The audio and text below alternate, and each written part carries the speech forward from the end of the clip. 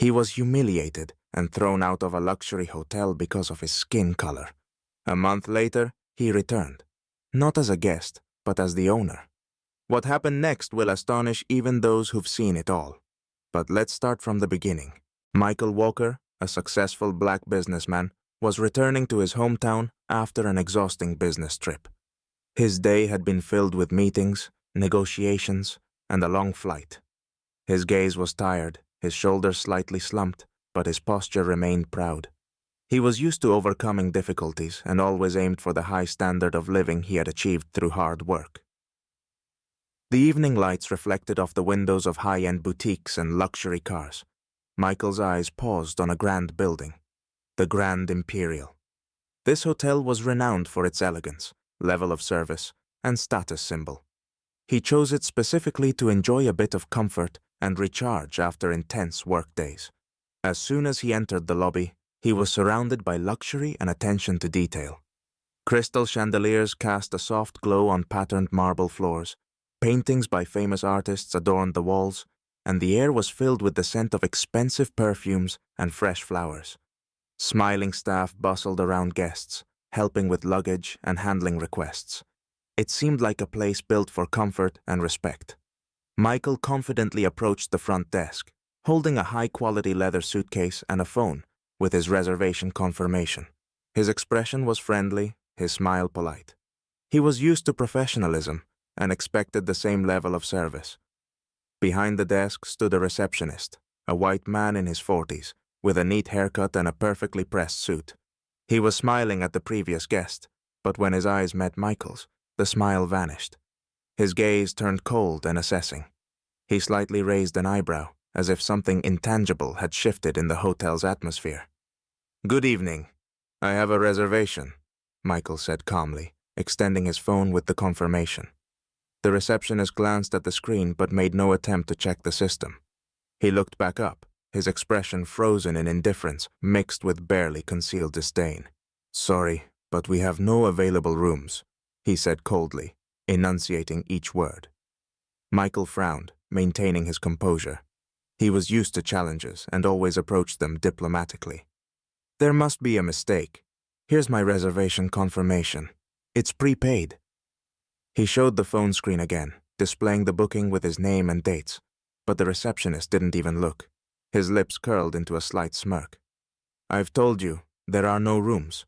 Perhaps you'll find a place in another area," he said, stressing the word area in a way that left no doubt. There was no place for Michael here. Michael felt a surge of anger boiling in his chest. He clenched his jaw, trying to stay calm. "Why are you refusing to check me in? I booked a room like every other guest." "Don't cause any trouble, sir," the receptionist replied in a dry, emotionless tone. At that moment, two security guards in black uniforms approached Michael. One, tall and broad-shouldered, firmly grabbed his elbow, treating him like a trespasser. The other guard stood behind, blocking his exit. "You've been asked to leave the hotel," the first guard said flatly. "But I haven't done anything. This is a misunderstanding," Michael protested, trying to maintain his dignity. "Please leave voluntarily, or we will use force," the second guard said, tightening his grip. Before Michael could respond, they escorted him to the exit like a criminal. Their footsteps echoed on the marble floor.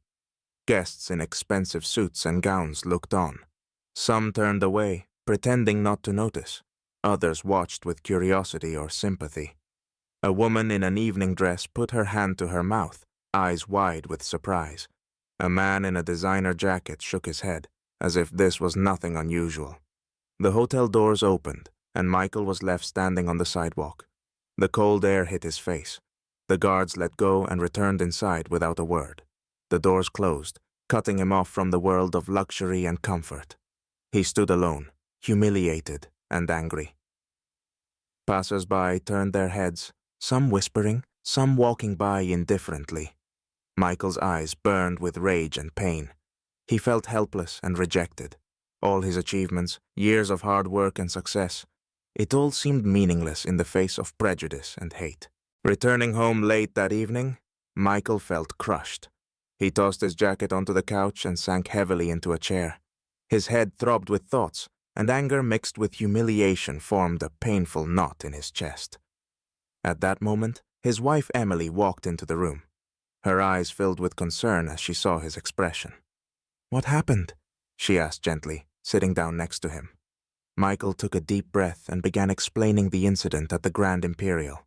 His voice was steady, but the pain was unmistakable. "I showed them my reservation. Everything was confirmed, but they didn't even bother to check. They just had me escorted out like I was some kind of thief or a vagrant." Emily clenched her fists, her eyes flashing with anger. "You can't let them get away with this," she said firmly. "You work so hard. You earned everything you have. They have no right to treat you like that." "I just wanted to rest." Michael ran his hand over his face, trying to calm down. "But they made me feel like I was nothing." Emily took his hand and squeezed it tightly. "You're stronger than their prejudice. They thought they could humiliate you, but that's their weakness, not yours. Show them they were wrong." Michael looked into his wife's eyes and saw her determination and unwavering support. A fire of righteous anger and the need to act ignited within him. He couldn't let this go unanswered. He realized this wasn't just his personal issue. It was a symbol of a broader fight against injustice that still existed. Late into the night, after Emily had gone to bed, Michael sat at his desk. Sheets of paper with calculations, financial reports, and contacts lay scattered around him. He reviewed documents related to the hotel, analyzing its financial condition. As he examined the data, he discovered that the Grand Imperial had been losing profits for some time due to poor management and an outdated business strategy. Determined, Michael picked up the phone and called his longtime friend and lawyer, David Reed. "David, I need your help. I want to buy that hotel." "You're serious? That's a big move," David replied, surprised. "Yes, I want to show them that we won't let anyone trample on our dignity. I have the means, and I know what needs to be done." "Then let's do it," David said resolutely. The next day, Michael launched into action. He started negotiating with the hotel's owner, Mr. Henderson, who was struggling to keep the business afloat. The hotel was weighed down by mounting debts and a damaged reputation. This was Michael's chance, not only to restore his dignity, but also to teach a powerful lesson to those who had wronged him. The black business community quickly caught wind of Michael's mission and rallied around him. Their unified support gave Michael extra resources and confidence. This was no longer just about personal vengeance. It was an opportunity to make meaningful change and demonstrate the strength of the community. Michael spent several sleepless nights drawing up a plan, calculating risks, and preparing for the acquisition. Every call and document reflected his determination to seek justice. 3 weeks of tense negotiations and legal procedures came to an end. Michael Walker, alongside his lawyer David Reed, signed the papers to purchase the Grand Imperial. All debts were settled, the terms agreed upon. Michael was now the official owner. The documents with his signature lay safely in the vault, concluding the series of events that had begun with the unjust refusal of service. The hotel staff was still unaware of the change. They continued working as usual, oblivious to the fact that their familiar routine was about to shift. The day arrived when Michael decided to introduce himself as the new owner. He put on a sharp, dark suit that emphasized his confidence and status and walked through the same doors that had closed in his face a month ago. His steps echoed on the marble floor, a reminder of his resolve and the justice he was delivering. The lobby was just as luxurious. Gleaming chandeliers, pristine white tablecloths, and polished floors. Behind the reception desk stood the same receptionist who had humiliated him. The man wore a routine smile while helping a white couple, handing them the keys to a luxury suite. When he finished with the couple, the receptionist looked up and locked eyes with Michael. His face immediately went pale, and his smile vanished, as if it had been wiped away. His eyes narrowed in confusion and fear. You're here again?" His voice trembled, though he tried to maintain composure. "I already told you." Michael stepped forward, cutting him off. "I know what you told me," he said firmly. His voice was calm, but an icy steel edge underlined his words. But today, I'm not here as a guest. At that moment, hotel employees began emerging from side rooms. Housekeepers, waiters, concierges. A few guests turned their heads, intrigued by the unfolding scene. Everyone froze, sensing something significant was happening. Michael reached into his jacket pocket, pulling out neatly folded papers. He unfolded them, revealing his signature and the seal confirming his ownership. "I'm the new owner of this hotel," he declared, loud and clear. The silence was palpable. The receptionist froze, his face turning ashen gray. His lips quivered, his eyes darted around, searching for a way out. His hands, usually nimble on the computer keyboard, now hung limply at his sides. A murmur swept through the room. Staff exchanged glances, and some smiled, realizing justice had been served. One young black waiter whispered, "Finally." The receptionist tried to stammer an apology, but the words caught in his throat. He understood that the situation had slipped beyond his control. He, who once held the power, now stood powerless before his new boss, the man he had demeaned. Michael took a step toward the desk, his gaze unwavering. "There will be no place for discrimination or disrespect in this hotel anymore. Everyone will be treated equally, regardless of skin color, status, or background." Applause broke out across the lobby. Staff and guests alike understood that a new chapter was beginning for the Grand Imperial. Michael looked at the receptionist and added, "If you can't accept that, the door is open for you." The receptionist said nothing. He simply removed his name tag, lowered his head, and left the hotel, under the watchful eyes of those around him. Michael took a deep breath. He had restored justice, not only for himself, but for everyone who had faced similar humiliation. The Grand Imperial now belonged to someone who valued equality and dignity. Michael stood in the Grand Imperial's conference room, bathed in the soft light of crystal chandeliers. In front of him were all the hotel employees, housekeepers, waiters, chefs, concierges, and security guards. Their expressions were cautious. Some exchanged glances, others looked down, unsure of what to expect from their new owner.